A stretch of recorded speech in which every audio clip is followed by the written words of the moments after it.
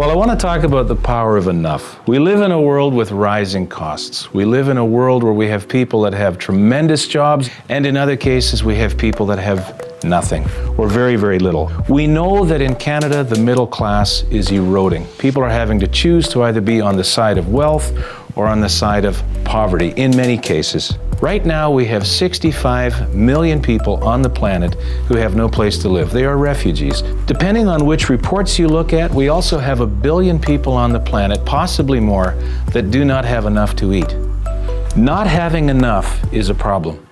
But I would argue that having too much is also a problem. Both of them are not great situations. If I'm lacking, then I start to worry about my family. I start to worry about their well-being. I start to worry about their needs. But if I have too much, then I'm tempted to live in a bubble. Then I'm tempted not to worry about other people. Between these two places, extreme on one hand and not enough on the other, is this place called enough, which I think is the best place for all of us. Enough is about balance. Enough is going to be different for everyone. It's now based on what your needs are, not what your wants are. Much of it depends, though, on the measuring stick that we use. If I compare myself to athletes, professional athletes, or if I compare myself to wealthy people, then I can make the case that I don't have very much. If, on the other hand, I compare myself to somebody who has no employment or is underemployed, or if I compare myself to someone living in a developing nation, then suddenly I'm a very wealthy person.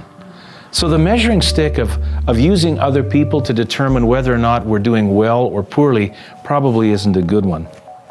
The power of enough uses a different measuring stick. We start to use questions like, do I have enough to eat? Do I have a roof over my head? Do I have friends and family? Do I have support network around me? If I have these things, then I have enough. And enough is suddenly good enough for someone. It means that I can begin to relax. If I have enough, I can begin to live selflessly. I can begin to think about other people.